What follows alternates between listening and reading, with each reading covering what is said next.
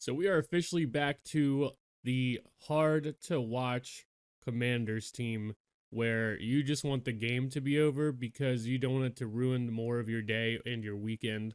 And I mean, I really just don't know where to start because this is like a season long thing, not just the game that we just watched where the Commanders got pretty much destroyed by the Dallas Cowboys. And don't get me wrong, I had a feeling this was going to happen. And at least we were going to lose the game because of our top three receivers are not in the game, right?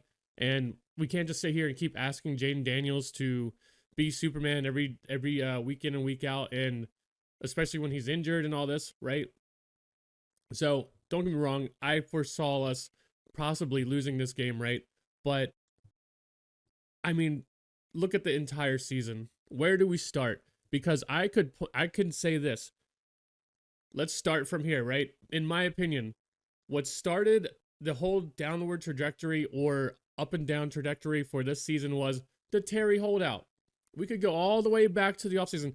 We finally said, hey, we got a new owner.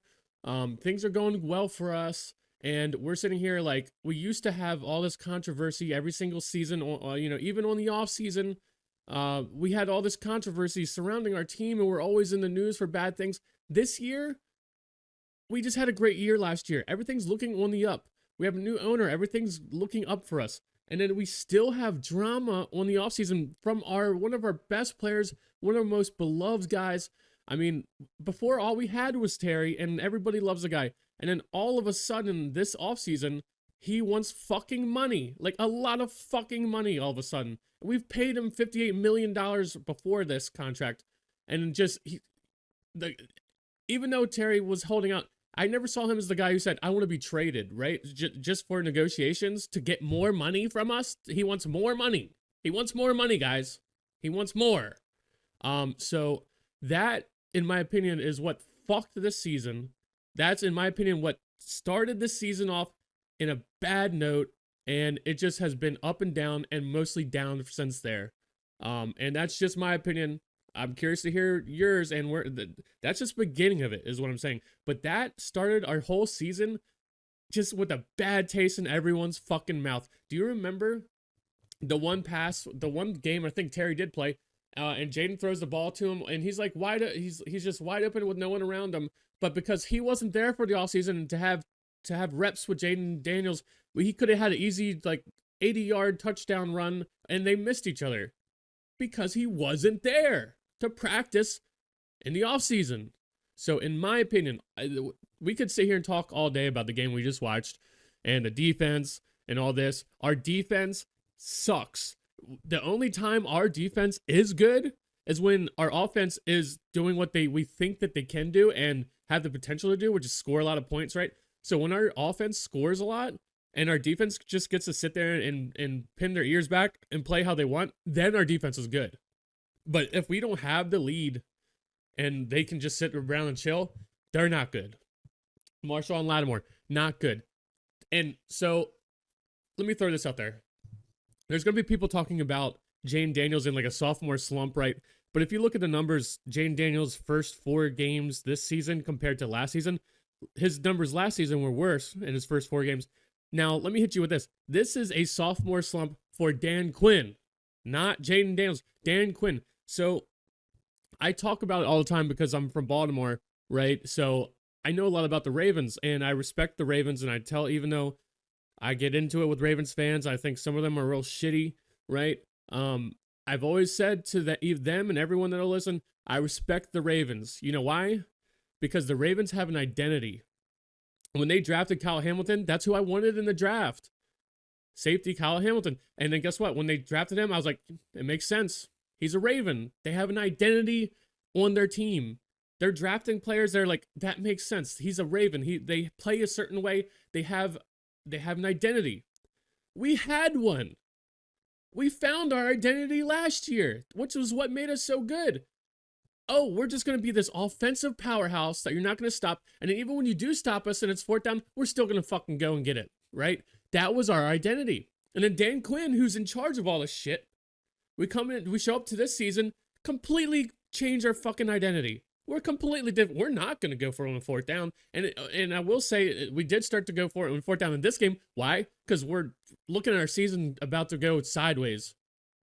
We're looking at our season about to go sideways real fast. So that's when Dan Quinn was like, oh, maybe we should start doing shit like that. We should have been doing that all season because that's our identity. That's what I thought. That's what I thought we learned from last season, right? We're going to be a powerhouse on offense, and you're not going to stop us. And even when you do, we're going to continue to go and get fourth downs and still put up points, and then you can't catch up with us. And then our defense can sit back and pin their ears back and play how they want to play. When we're sitting there and we're starting slow on offense and we're not scoring, and then the other teams are having the lead and we have to keep coming back, our defense is shit. Marshawn Lattimore is shit. Frankie Louvu, the fall off that Frankie Louvu's had since last season to this season, my God, that's crazy. Frankie Louvu was getting his name called 5 times a game last season, all season long. He was an animal. Where's he been? He still makes tackles from here to there, but like he's not the impact player he was. Deron Payne, we'll give him credit for this game.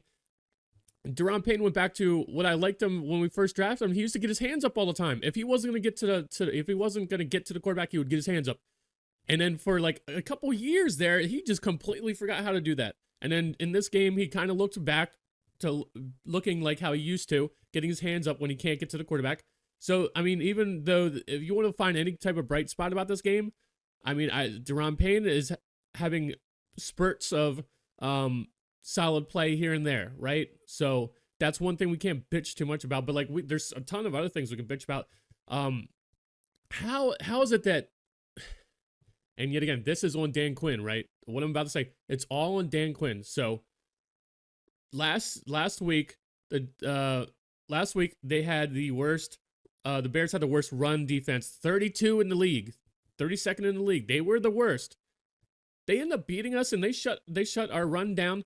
This week, the Cowboys have the worst in the league passing defense, 32nd. How are we losing back-to-back games to people who have something like the absolute worst in the NFL? How does that make any sense? How does that make any sense? What is it about us that they get to get right? They get to just change their shit up and be like, oh, I know that we're just really bad at this, and everyone in the league has been picking on us on this, but the Commanders can't. We're not going to let the Commanders do it. What's up with that? Penalties, over 100 yards and penalties in this game. Our season has been murdered by penalties, and that's on Dan Quinn. That's on the head coach. That's discipline. How are these guys not ready to go? How is it? What is Dan Quinn doing? What does he do? What does he do every week?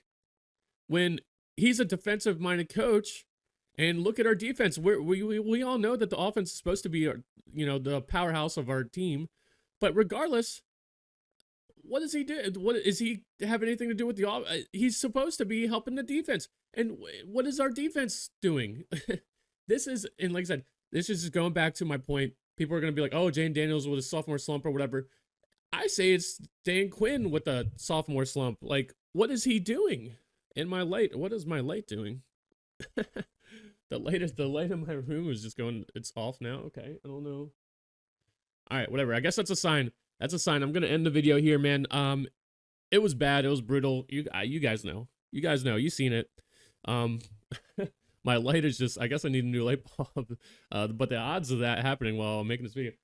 So it's bad. It's brutal. It was a brutal game. The Cowboys just outworked us. Dak Prescott looked like Tom Brady out there.